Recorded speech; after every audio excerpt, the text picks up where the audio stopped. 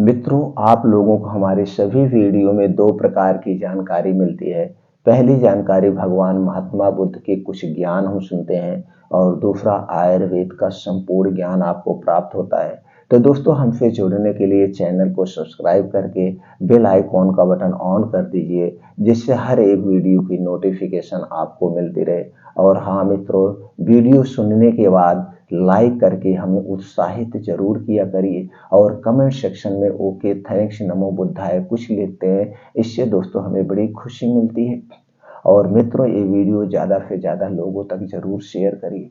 मित्रों, आज के वीडियो में हम जानेंगे 10 ऐसी चीज़ों के बारे में 10 ऐसी चीज़ों के बारे में जो आपके घर में पाई जाती है, गांव के किसान के घर पाई जाती है। और ये 10 चीज़ें बहुत शक्तिशाली चीज़ें हैं। अगर इन 10 चीज़ों का सेवन हम करते हैं दोस्तों, हमारा शरीर कभी बीमार नहीं पड़ेगा, इसकी मैं गारंटी लेता हूँ। तो दोस्तों, वो 10 चीज़ें कौन सी हैं, उसमें कौन कौन से प्रोटीन्स, विटामिन्स पाए जाते हैं, कितनी मात्रा में हमें लेना है, कब लेना है, इसकी संपूर्ण जानकारी आपसे शेयर करेंगे।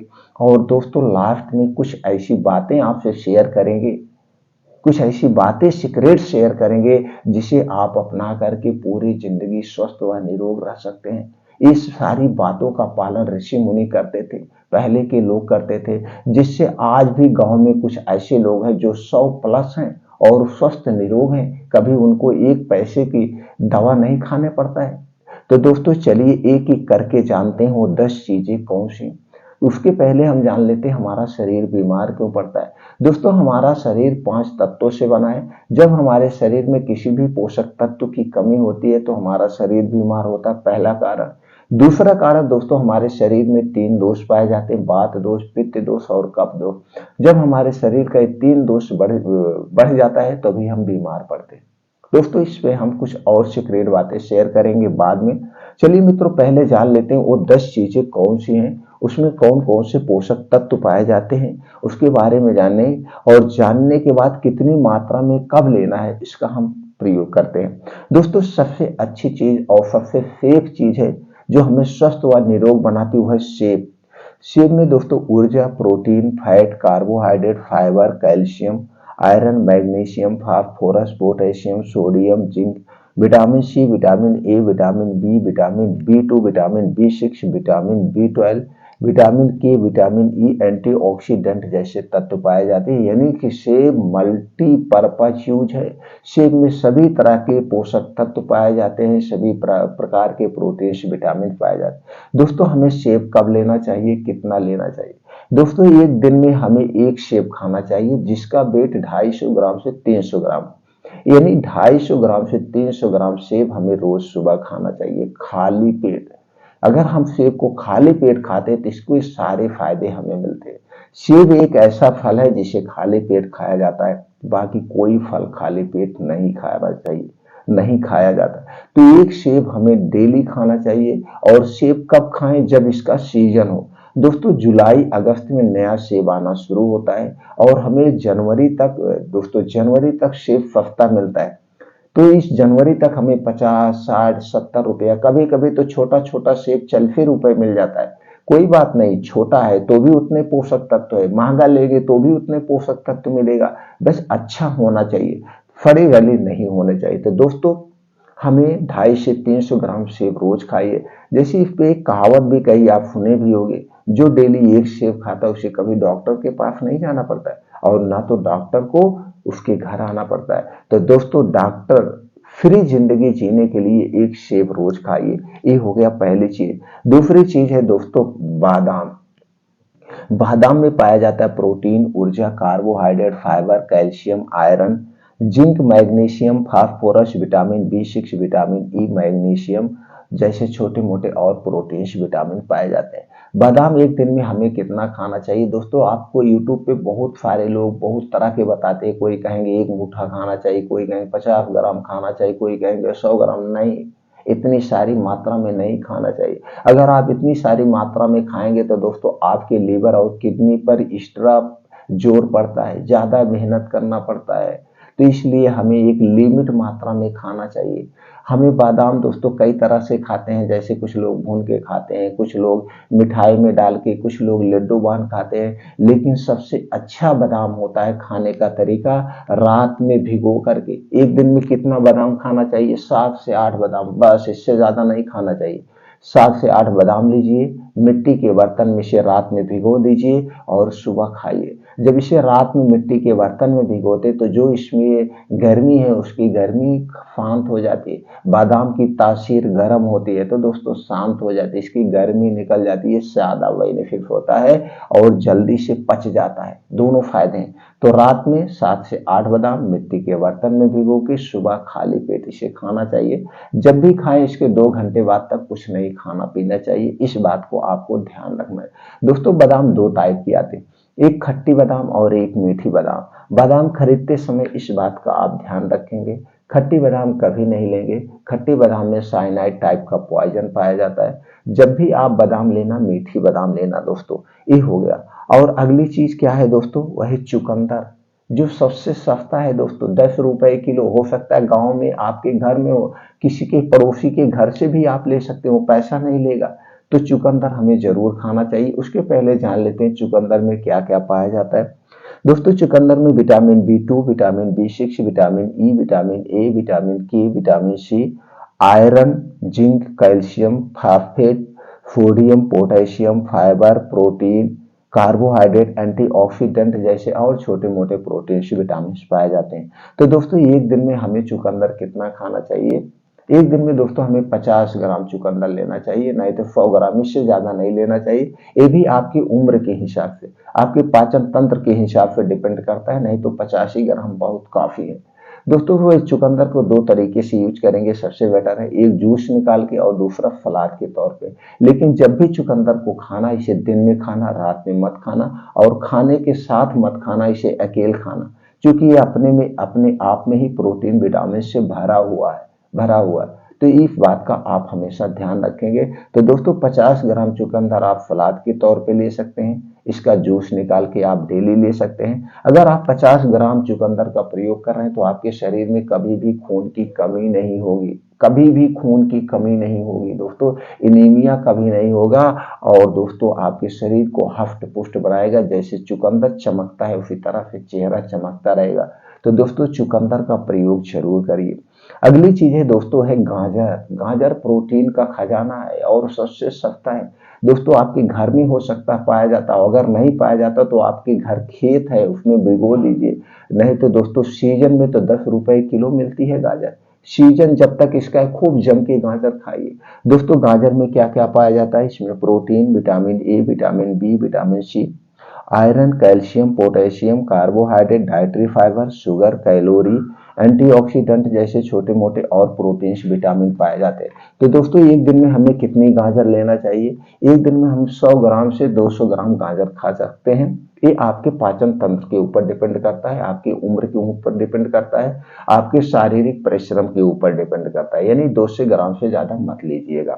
इसे 2 तरीके से यूज किया जाए, इसका जूस निकाल के सबसे ज्यादा फायदा करता है और इसको सलाद के तौर पे सबसे ज्यादा फायदा। 2 तरीके से आपको नेचुरल मिलता है। इसके बाद तो दोस्तों इसको हलवा बनता है, इसका अचार बनता है, इसका बहुत कुछ बनता है। तो सब तरीके से अलग अलग फायदे हैं, लेकिन नेचुरल तरीके से बिना कोई प्रोसीजर किए हुए जूस और आप सलाद के तौर पे खाइए। बस इतना ध्यान करना है, जब आप इसका जूस पीना या सलाद खाना, दिन में ही खाना, रात में मत खाना।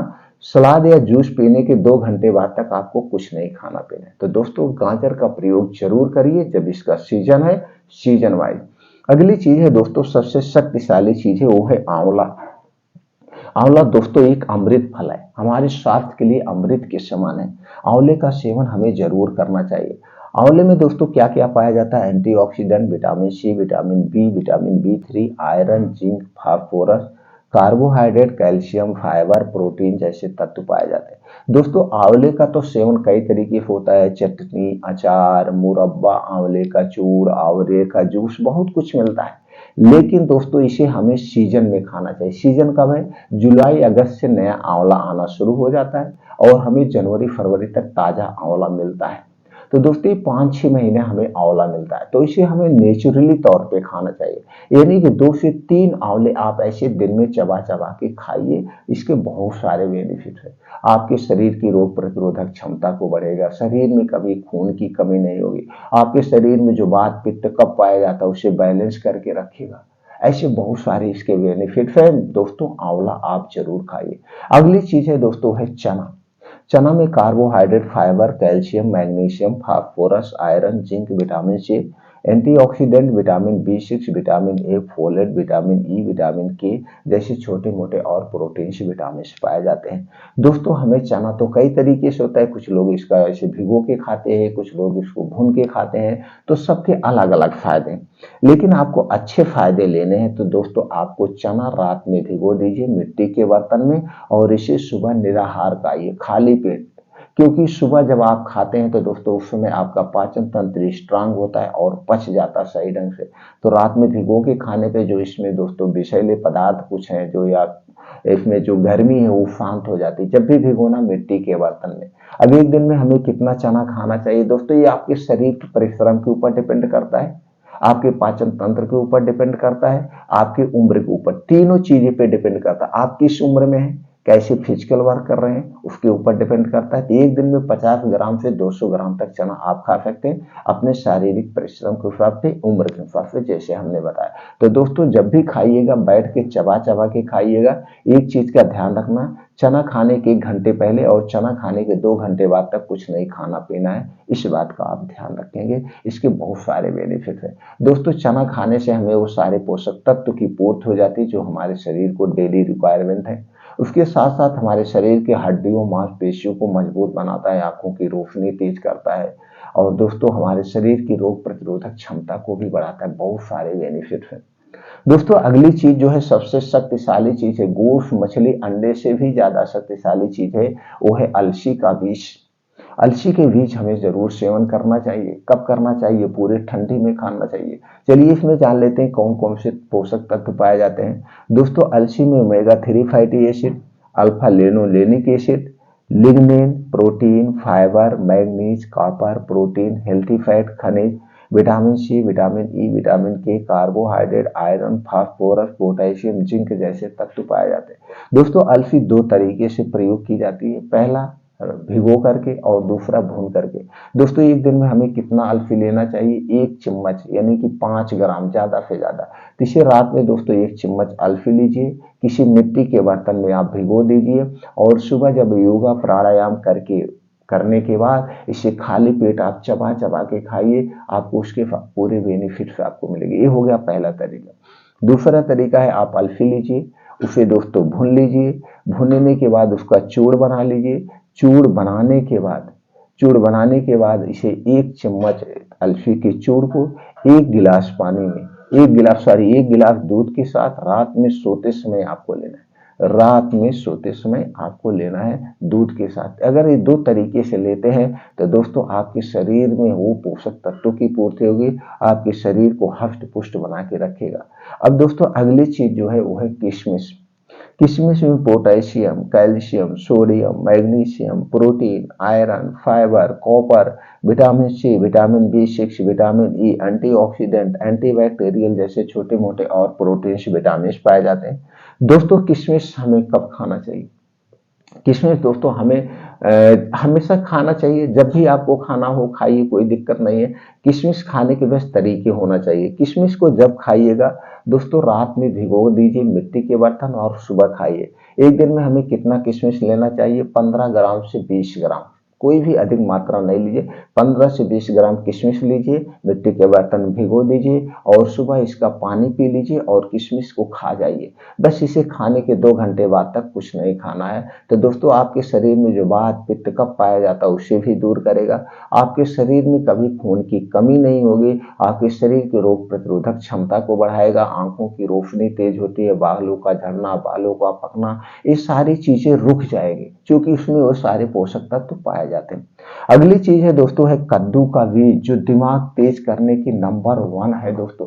कद्दू का बीज हमें जरूर खाना चाहिए। अब चलिए जान लेते हैं कद्दू के बीज में क्या क्या पाया जाता है दोस्तों। इसमें calorie, protein, carbohydrate, iron, fibre, sodium, folate, vitamin C, vitamin E, zinc, antioxidant, fatty acid, magnesium, calcium जैसे तत्व पाए जाते हैं। दोस्तों कद्दू का बीज कब खाना चाहिए? रात में 1 चम्मच कद्दू का बीज आप भिगो दीजिए। 1 चम्मच से 2 चम्मच आप ले सकते हैं। अगर और बीज साथ में खा रहे हैं तो 1 चम्मच, अगर अकेले इसी को खा रहे हैं तो 2 चम्मच। 2 चम्मच का मतलब 10 ग्राम, 1 चम्मच का मतलब 5 ग्राम। आप रात में मिट्टी के बर्तन में भिगो दीजिए और सुबह इसे खाली पेट खाइए। इसके दोस्तों कई तरीके से प्रयोग, कुछ लोग हैं इसका लड्डू भी बांध के खाते हैं, लेकिन सबसे अच्छा तरीका है रात में भिगो के सुबह खाइए, सबसे बेस्ट तरीका है। अब इसके खाने से आपका दिमाग कंप्यूटर से भी ज्यादा तेज होगा। अगर आपको भूलने की बीमारी है तो भूलने की बीमारी दूर हो जाती है, शरीर की रोग प्रतिरोधक क्षमता बढ़ जाती है। तो दोस्तों इस तरह से इसके बहुत सारे बेनिफिट है। तो कद्दू का बीज दोस्तों 2 टाइप का आता है, एक जमाने के लिए, एक खाने के लिए। तो दोस्तों जमाने वाला बीज आपको नहीं लेना है। ये जो खाने वाला बीज है ये दोस्तों मिलता है पंसारी की दुकान पे, जड़ी बूटी की दुकान पे, जो कुछ किराना वाले भी रखते हैं, और दोस्तों कुछ ड्राई फ्रूट जो बेचते हैं वो लोग भी रखते हैं, या आप ऑनलाइन ले सकते हैं, कहीं से खरीद सकते हैं। तो आपके खाने वाला कद्दू का बीज लेना है, इस बात का ध्यान देना है। अगली चीज है दोस्तों है गन्ने का रस। गन्ने का रस सबसे शक्तिशाली फ्री की चीज है। अगर आप गांव से हैं तो सबके घर में दोस्तों बहुत सारा गन्ना बोया जाता है। तो गन्ने में क्या क्या पाया जाता है दोस्तों? आयरन का भंडार है।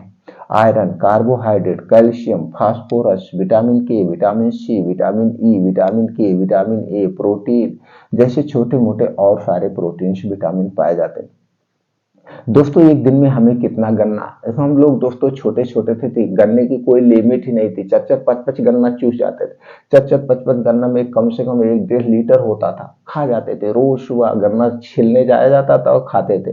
तो दोस्तों गन्ने का रस, आप ये सीजन आता है, कब होता है ये दोस्तों? जब एकादशी होती है, एकादशी में गन्ना चढ़ाया जाता है। इसके बाद से गन्ना चूसना और इसका गुड़ बनना प्रोसीजर शुरू होता है। और कब तक आता है दोस्तों? ये मिलता है मार्च अप्रैल तक। तो दोस्तों ये कब एकादशी पड़ती है? यही शायद अक्टूबर नवंबर में एकादशी पड़ती है। तो नवंबर से लेकर के पूरा मार्च तक 5-6 महीने गन्ने का रस का सेवन करिए। आपके शरीर में कभी खून की कमी नहीं होगी। आपका शरीर दोस्तों ऐसे चमकता रहेगा, गाल चमकता रहेगा, आंखों के दोस्तों जो लालिमा है वो लालिमा बढ़ जाती है, आंखों दोस्तों नाखून की लालिमा बढ़ जाती है। नाखून से संबंधित कोई बीमारी नहीं होती, मुंह से संबंधित कोई बीमारी नहीं होती है। और दोस्तों आपके शरीर में कभी भी खून की कमी नहीं हो। तो गन्ने का रस दोस्तों कब लेना चाहिए? इसे कभी भी लीजिए, दिन में लीजिए, दिन में आप लीजिए, कभी भी आप ले सकते। बस खाने और गन्ने के रस में दोस्तों 2 से 3 घंटे का डिफरेंट होना चाहिए। और गन्ने का रस पीने के बाद तो दोस्तों ये ऐसे ही इसे चूसिए, पीने से बजाय इसे ऐसे चूस लीजिए। आप गन्ने की दुकान पे हैं तो गन्ने की दुकान पे जाइए, जो रस निकालते हैं उसे भैया रस मत दीजिए। एक गिलास में जितने जितने गन्ने से 1 गिलास का रस निकलता है वो गन्ना हमको दे दीजिए, उसे दे दीजिए, गन्ना ऐसे चूस के खाइए। अब जब गन्ने को चूस चूस के लेते हैं तो दोस्तों ये लार और सलाइवा हर घूंट के साथ मुंह में जाती है। दूसरी तरफ जब आप गन्ने को चूस चूस के लेते हैं तो दांत साफ हो जाते हैं, मोती जैसे चमकने रहते हैं, और दांतों और चौभर की एक्सरसाइज हो जाती है। इसलिए दोस्तों गन्ना का रस भी पी सकते हैं और चूस के भी खा सकते हैं, जैसे आपका हो। दांत नहीं है तो ऐसे ऐसे चूस के खाए, गन्ने का रस पी लीजिए। तो ये 10 जो शक्तिशाली चीजें हैं इनका सेवन दफों का आप कर सकते हैं। दफों का नहीं कर पा रहे हैं तो दोस्तों ज्यादा से ज्यादा चीजों का सेवन करिए, और जो चीजें सीजन वाइज हो उनका सीजन वाइज सेवन करिए। और दोस्तों आप 2 घंटे का समय निकालिए अपने लिए, सुबह 5 बजे से 7 बजे योगा, प्राणायाम, मेडिटेशन के लिए। पूरी जिंदगी स्वस्थ रहेंगे मित्रों।